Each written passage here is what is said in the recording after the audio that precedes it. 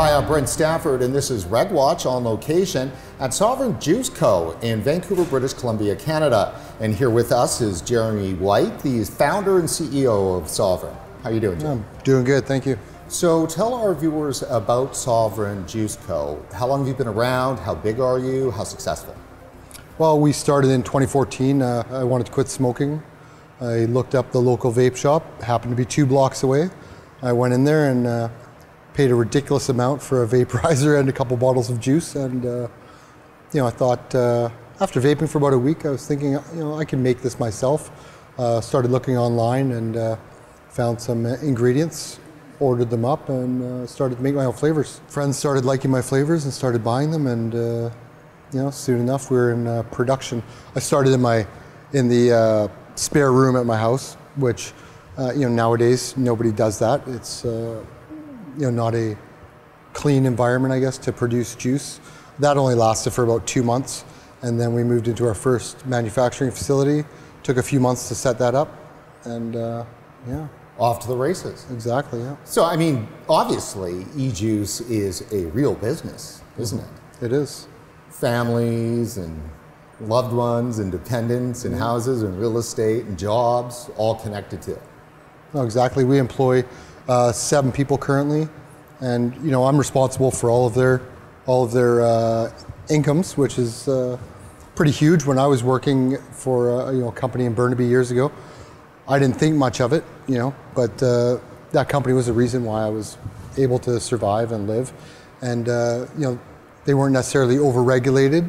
Overregulated is actually a real thing. Mm-hmm. Many people have a de facto position that they believe that regulations are good. And I would offer that not always are they good. Mm-hmm. And indeed, sometimes when they're forcing people what they can and cannot put in their own bodies, that has an extra special kind of responsibility for the regulator, certainly when it comes to something like harm reduction. Oh, for sure. Alcohol's regulated, tobacco's regulated, and they have sin taxes on them as well, and also taxes because they do harm the general public to a certain extent, and they cost the government money. Vaping isn't costing the government money right now, so there's no extra taxes on it. I don't think there should be. As for overregulation, I think they did a good job with the TVPA. It's very clear. When it comes to the upcoming regulations, I'm not sure which direction they're going to be going, but hopefully they don't regulate it to death. They've put a cap on the nicotine strengths. We as an industry, we've always kind of self-regulated since the beginning. With the clean rooms for mixing, the ingredient sourcing, we're always trying to use the best ingredients and the best supplies and everything to make a safe product for people to transition from cigarettes to vaping. Jeremy, what's the biggest threat do you see coming down the road in the next 12 months for your business? Fear mongering on social media. It's, there's been surveys done where 85% of people think smoking is dangerous and unhealthy, and vaping, 65% of people, the general public, think vaping is harmful. Now, if we have smokers that are looking at those stats, or they have the perception that vaping is just as harmful as cigarettes, they're not going to really make the switch, and we're going to have a bunch of people dying from cigarette related diseases, right? Rather than switching to vaping, which has been proven to be a safer alternative. You mentioned the Tobacco and Vaping Products Act, which was just enacted last year. What were your hopes for that? My hopes for it, I was open to whatever they were going to do, and I prepared myself for it. We've been through we've been in heavily regulated markets before, in the US previously and in the UK.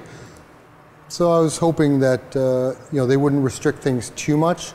Adult access to flavors, nicotine strengths, in order to help convince them to get off cigarettes or make it appealing to them. And I think they did a pretty good job, actually.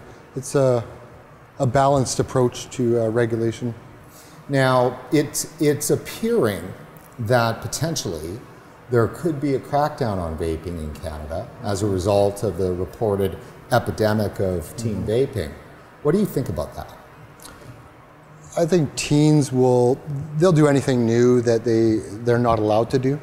I did it when I was a teen, you know, drinking, smoking, etc. There's a lot of fear mongering around teen access, saying they're getting it from convenience stores or from vape shops, and you know those shops are selling to underage kids. When the surveys that have been done say that half of all vapers or people that have tried vaping borrowed it from a friend, bought it from a friend, or their friend gave it to them. So, you know, we got to look at education, I think would be a really important thing. Education and enforcement for underage sales. So, Jeremy, you said fear-mongering. Mm-hmm. Do you think that there's some validity to it, or is this engineered? I don't think either would be correct. I think it's a lot of misunderstanding, misinformation. I'm sure there is some people out there that are making money off of the fear-mongering, you know, starting organizations that are, you know, going against vaping and trying to spread misinformation about it. But I think not enough good information is being shared. You know, Facebook and everything, that's huge nowadays. This is where people are getting all of their information from, and it's constantly in your feed. You know, e-cigarette blows up in someone's face. You know, teens are addicted to vaping, and you know, all these big companies are being blamed. They're the big giants, so they're getting blamed for it.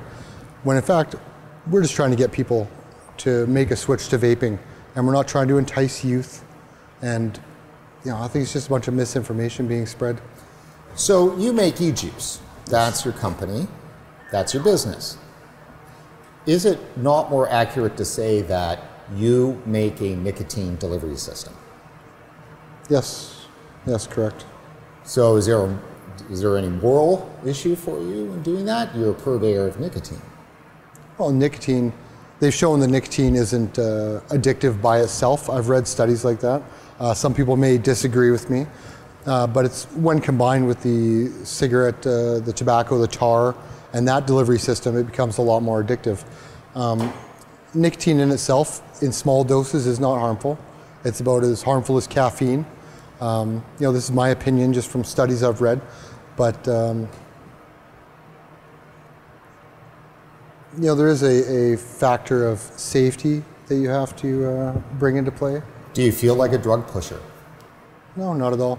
I'm helping people, you know, make a switch to a safer alternative, and that makes me feel good. That's why I wanted to start vaping. And you know, it's obvious there's a lot of people that want to quit smoking. When this fear-mongering happens, Jeremy, that you speak of, against vaping, aren't they actually besmirching you personally as an e-juice maker? I don't feel personally attacked by the regulatory bodies. You know, they're doing what they feel is best for society, and you know, curbing youth vaping, that is an issue. I wouldn't say epidemic. There's no evidence to suggest epidemic. We've been in this industry for a few years. We've been through regulation. We are prepared for the worst. I don't feel it's going to be a killing the industry type of regulation. There might be a bit of over-regulation, but we're also prepared for that. Does it make you mad? You mean the misinformation about youth vaping? Yes, it does. There's so much misinformation, and you can only correct people so many times and point them towards the correct information. You know, people meet me and oh, you make e-liquid. Wow, that's amazing. Doesn't it cause this or this? And I set them straight, right? You know, direct them towards reputable studies that show that it is a safer alternative than smoking. Do you see a difference in the way Canadians, from the regulators all down to the people on the street corner, view, say, cannabis versus nicotine or heroin versus nicotine? Nicotine seems to be getting a real bad rap. Well, you know, when the TVPA was released, it wasn't given quite the exposure as marijuana. So a lot of people still think that vaping is illegal because the original guideline the Health Canada released, I think it was 2006 or 7, maybe even 8, saying that nicotine is illegal to bring into the country. A lot of people are still going by that. And now they've released the TVPA. Nicotine-containing liquids are now a consumer product. But not a lot of people know they're legal. They still think they're illegal. And marijuana was given, you know, such a show. You know, oh, marijuana is legal now, and the government got into it with opening their own stores and stores, exactly, right? So everybody knows that it's legal, and the government says it's legal, so they interpret that as safe because they're listening to the authorities. And the government hasn't come out and done that with vaping. And to the contrary, if you look at the Health Canada website, there's fear mongering on there. But let me ask you something.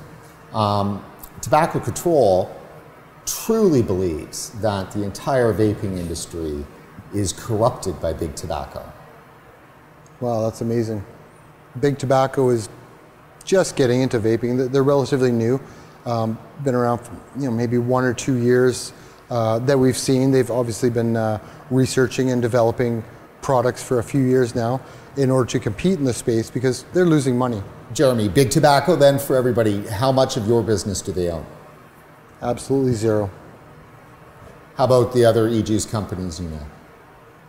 They've probably purchased 1 or 2 that I know of or purchased shares in them. Nobody local. Everybody local is completely independent. Almost family-owned businesses. I don't see JUUL or big tobacco as the enemy in this. They're just healthy competition. And this is something I was thinking about the other day, actually. JUUL has got more people off cigarettes than every vaping company in Canada combined. Just let that sink in for a second. So if that's the main objective for me being in business, obviously I run a business here. I'm not just in it for the money. I'm also in it to help people get off cigarettes. But if our goal is to get people off cigarettes, JUUL is not the problem. Vype is not the problem. Over-regulating is the problem. And that's the danger then, isn't it? It is. What would you like Health Canada to know about that danger? I don't see a youth epidemic. I don't see kids walking down the road vaping everywhere and juuling, as they call it. In the smoke pit, you see about equal number of smokers and vapors. I know youth smoking is a problem. Youth vaping is a problem. But what we need is enforcement on the age restrictions. Well, the responsibility does fall on the parents. It falls also on the government. If the government's writing regulations, they need to enforce them.